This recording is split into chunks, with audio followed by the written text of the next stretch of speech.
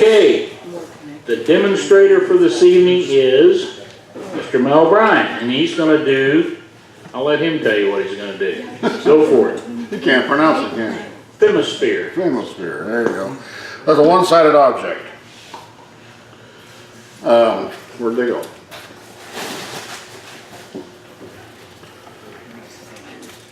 So this is what we're going to make.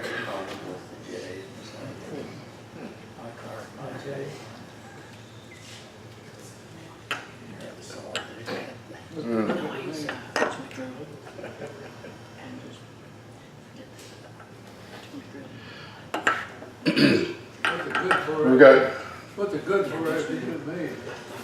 this demo is about how to just have fun. It has no practical purpose or use. But like I said, it's just like a sphere, only has one side. This only has one side. You can roll this around, it comes right back where it started. So It's a miracle. it's a one-sided figure. Now, I've got too many of these. Wow, that's probably got a dent in it. These actually, if I had a long board, It was walking yeah. by. Did you see it when it was, Yeah, it started. it wobbles, It walked wobbles by, when it rolls? That's what I was gonna say, but it actually goes in a straight line. You know, from point A to point B is a straight line, but it wobbles like a weevil.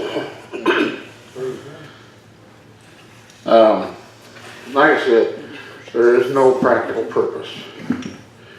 And then there's variations. You get into this, and I kind of had fun making variations. So, this is done the same way, very same way. Only this is not called a femisphere. It's called a septahedron. Are you making this up? No, just Google it. You gotta be able to spell it for us. Septahedron. And I was going to wait until the end, but once you get the process, these kind of come natural. Here's another one. I'm not sure what to call this one, Make something up. but it's a cyclohedron. How's that? Huh? A cylinder. And then, let's see, this one is called a sphericon. See, it has 4 points, still one-sided. Just doesn't have the groove. Right. It's made the same way, only without the code. And this is called, see, that's a sphericon, and I don't know, a triosphere, something like that. Anyway, He is making. it's just a cone shape. What kind of woods are you making? Okay, I'm going to get into that a little bit.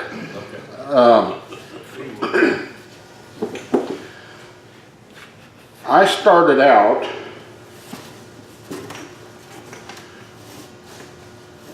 the first ones I wasn't real sure about it, so I just used a 2x4, or 2x6, cheap wood.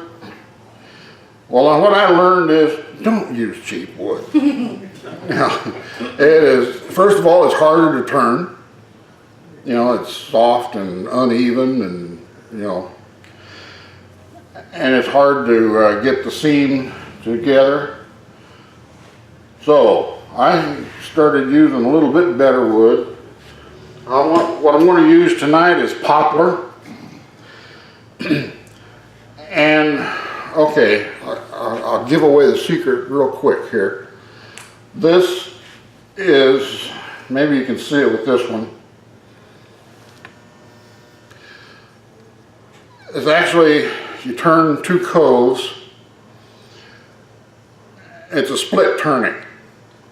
And then you take it apart, turn it quarter turn, and glue it back together. Okay? So, it's really simple.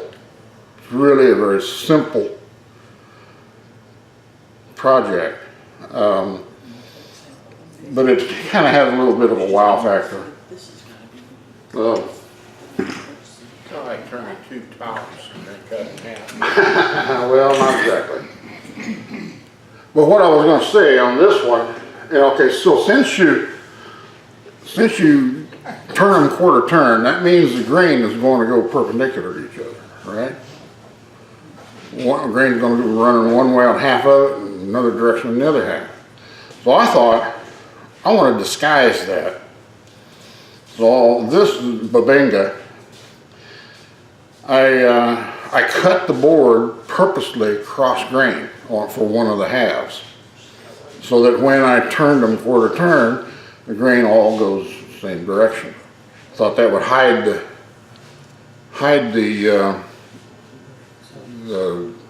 not give away the secret.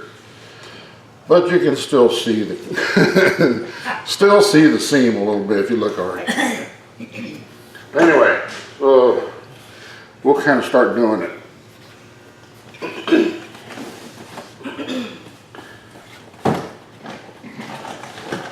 I didn't get my stuff all out.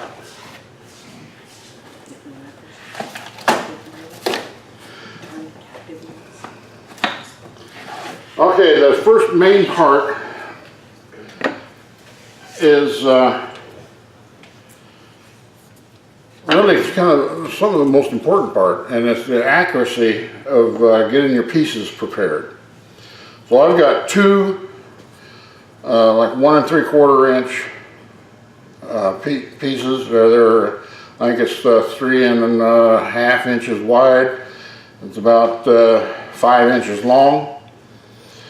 Because you see, when this needs to be, the thickness equals the width, because you're going to turn like a sphere, so it's going to be symmetrical, but it's not going to be a sphere.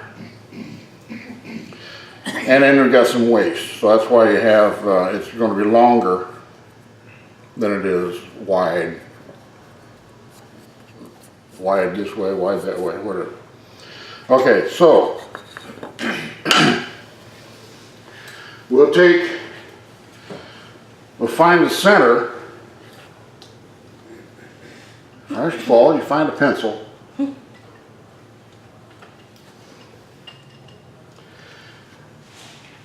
And find the center. Can you see? Yep, we got it.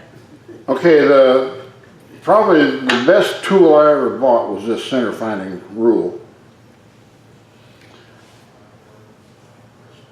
So this is about 44 millimeters. Here again, there's quite a bit of math involved. Having pieces. If you don't have a fractional calculator like my daughter got me, you have to divide fractions. If you don't want to do that, you can go to millimeters. So, huh? I converted the decimals. Convert them to decimal, well, you could do that. I don't have a decimal rule. Anyway, I don't know if you can even see that mark.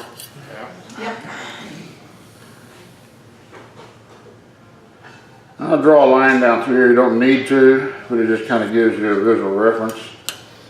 All right. I see. That's what I forgot. My carving knife. Anybody got a carving knife on? Not this one. I just cut a little mark on those centers. Now, line them up. Transfer that to the other side.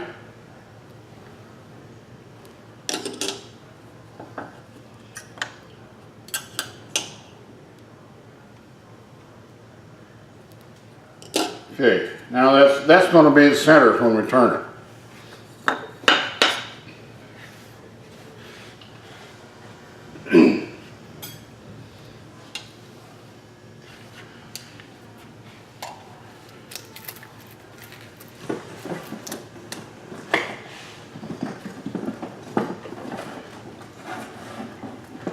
Well,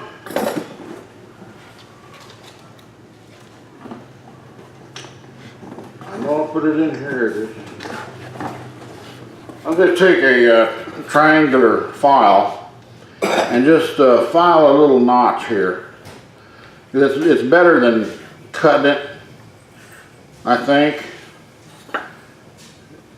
because cutting it might follow the grain. So this kind of keeps it in center.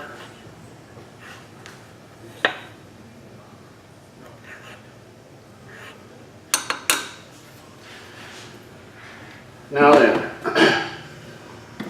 there's different ways of fastening them together. And you don't want much space in here. So like some people have suggested that, and a typical way of doing split turnings is to glue a piece of paper in between, you know, and then split that out. Or when you take it apart, it tears apart. But that takes up space. So if you're turning real close, that could make a difference in, you know, how it fits. So I started out just using double stick tape. Turner's tape, it's thin, and it was really tough to get apart. And it kind of dented the wood, kind of pulling them apart. So, Thicker than paper, too, isn't it? no, Depends on the tape. yeah, yeah, if you use carpet tape, that's thick. But I'm using Turner's tape. So what I came up with, see, this is going to be waste. You know, the ends are going to be waste. So I just mark and I've allowed, when I cut them to length, I've allowed 1/2 inch. So I set a marking gauge to 1/2 inch and just mark the ends.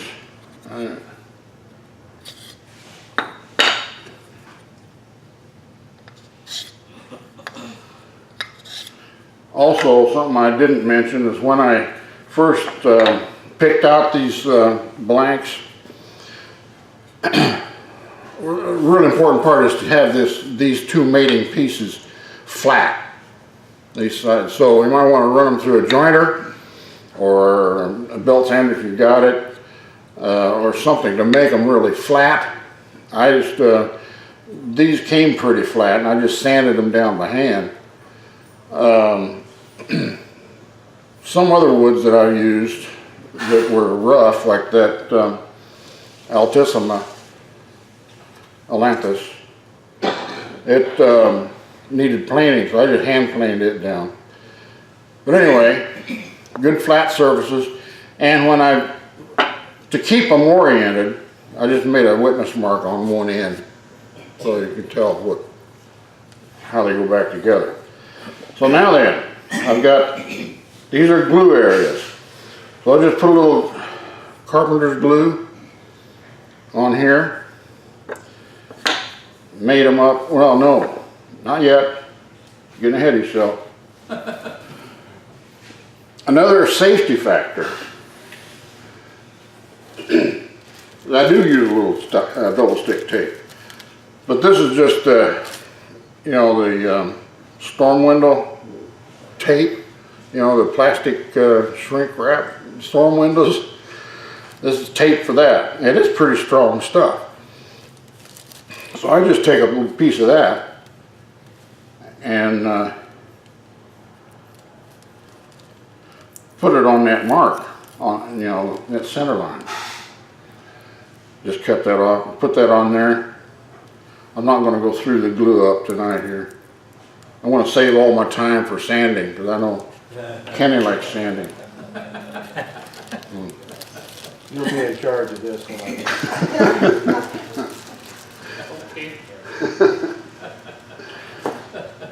That's a kind of an inside joke. You know, you have to be an old timer to know. Yeah. Appreciate that, right? Yeah. Anyway.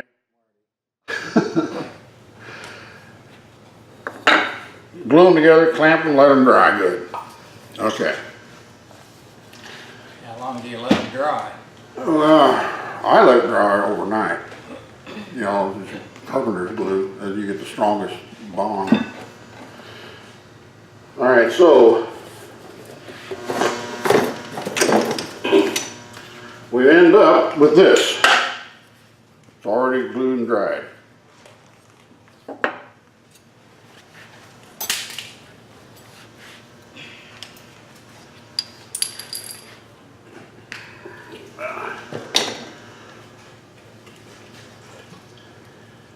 Guess I ought to follow my guideline here.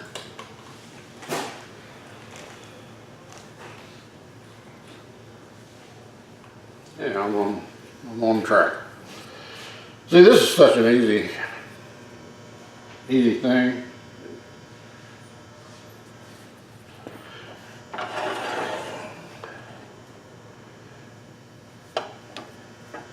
Also, I found out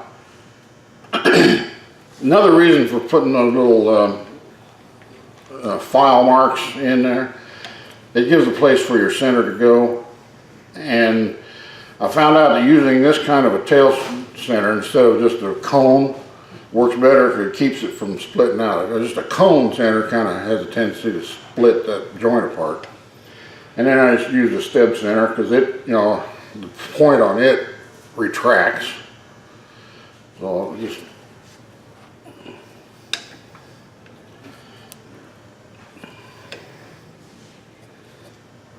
get a good grip. Okay.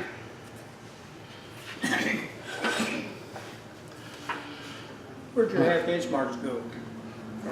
It's on the inside. What are they good for? It's just to tell you where to put the glue, you know, so that your glue, and also be kind of sparing with your glue so that it doesn't squeeze out inside. I have done that, and we're actually in that case. Let me use this other one. When you're spreading your glue, you might skip that middle part. You know, avoid the middle, because this part's gonna have to come apart. So if you just kind of glue on the outsides of that line, outside of that one, we may see. I glued this up a month ago, so I think it's dry, but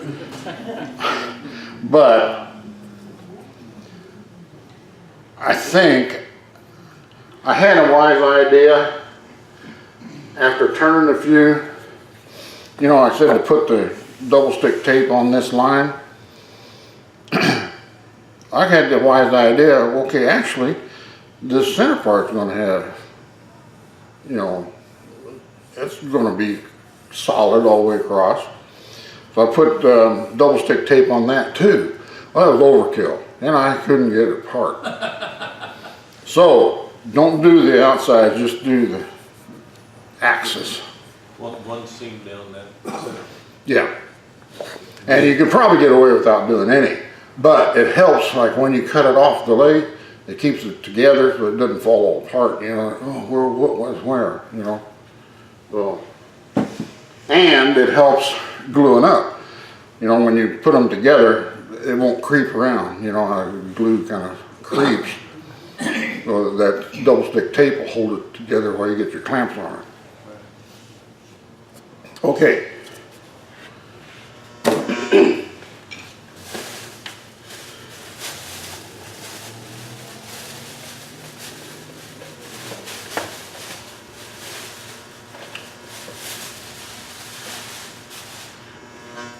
Oh, I hope this fits. Yeah. Can you hear me now? Can you hear me now? Yeah. All right. I always wear a face shield. And sometimes I'm glad of it. Just going to rough it down to a cylinder. And I'm going to rough it down to 3 1/4.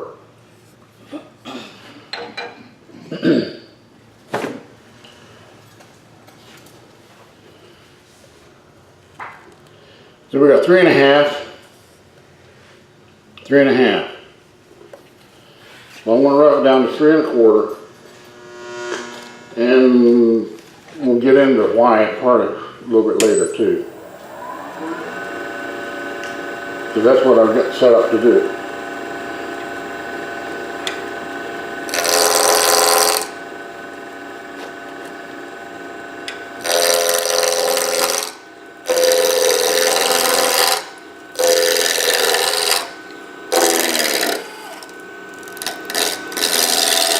Too big a bite.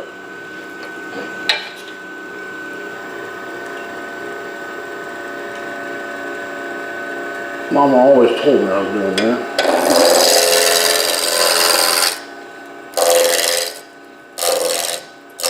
Uh-oh. I should be going this way. Go off the end.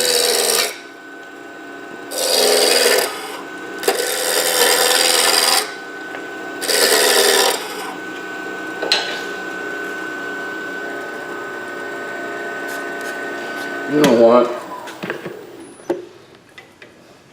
I want to switch dry centers. I think mine's sharper than that one.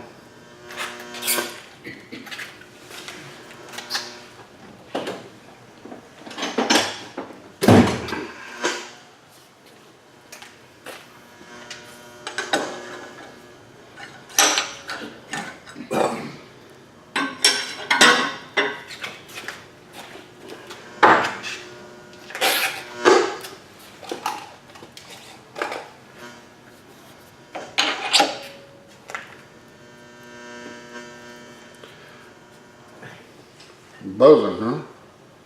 We thought you were being electrocuted. That better? Can you still hear me?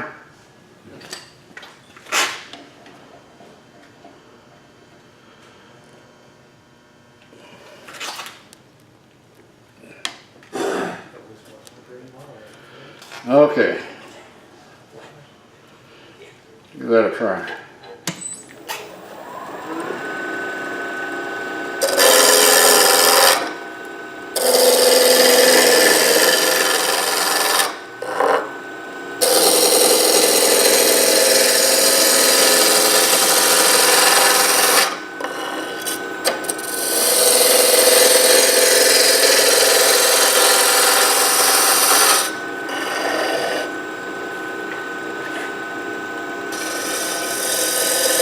It's not real critical to get a perfect cylinder, but I just like to practice.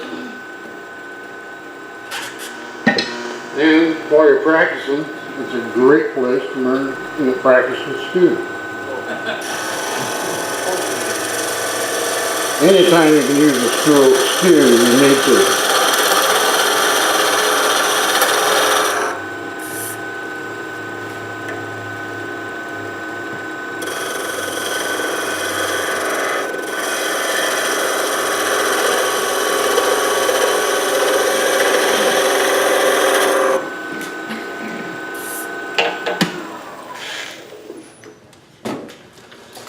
Alright, we're shooting for 3 1/4.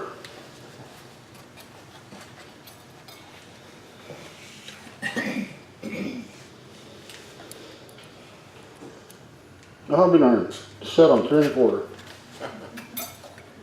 They were close.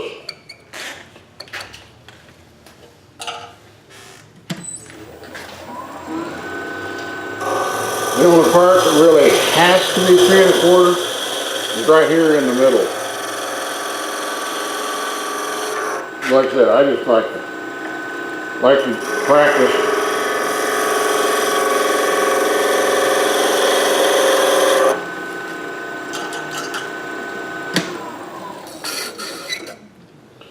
It's pretty close. Now then, comes some more measuring and marking. I knew I shouldn't have put that in my pocket.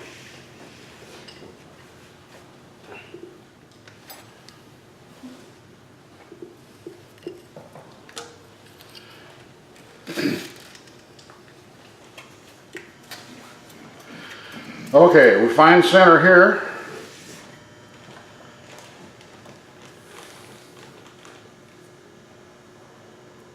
Okay, we're about 64. It's not, this part's not totally critical.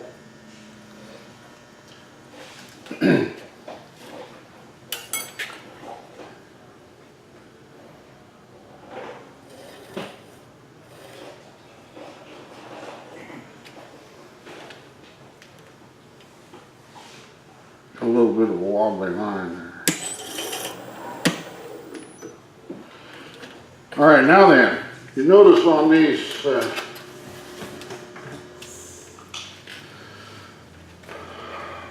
see this middle is going to be 1/4 inch thick, okay?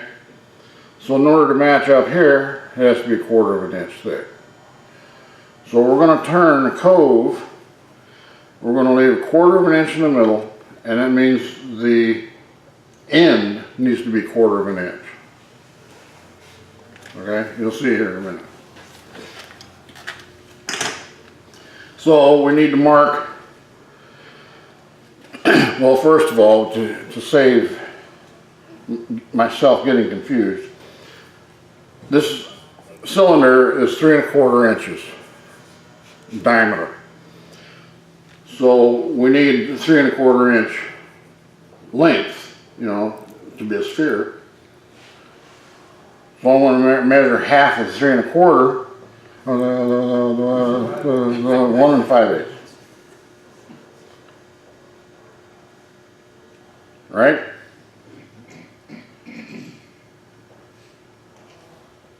One 5/8. That's the ends. Now then, we need 1/4 inch in the middle.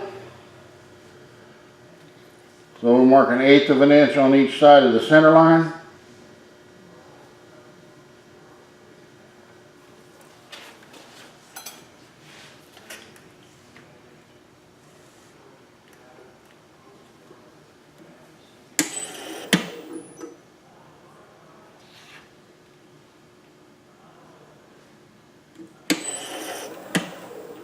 Looks like it fudged a little there.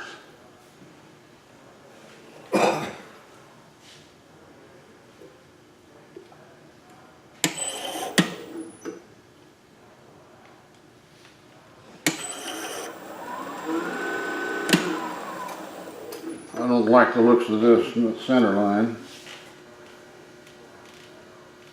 Yeah, this one's a little bit wide. I'm going to put another line just on the inside of that.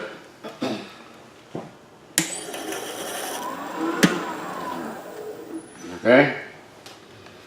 Now,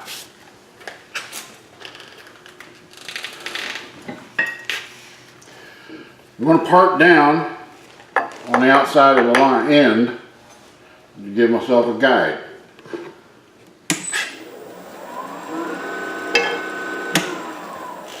Too low, too far away.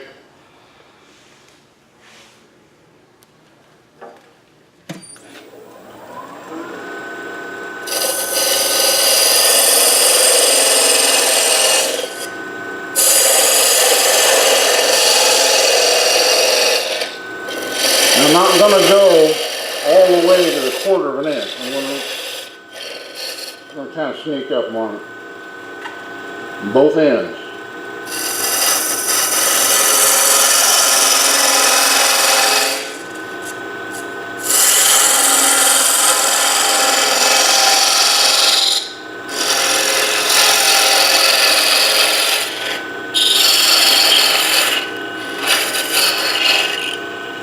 How far did you go in from the end? Pardon me? How far did you go in from the end? I went in from the from the center. I measured from the center, not the ends. How deep? How far out? Inch 5/8. Where'd you put your parting tool at? Right here. Oh, 1 5/8 from the center. Okay, okay. On the outside of the line, of course. Now you can make these any size you want, you know, depending on the you know, the wood you've got. You just have to do the math. Is it worth me drawing up on a board here or not? No? All right. I keep sanding. All right. Now, we get to practice what Anthony showed us. I'm just going to make codes here.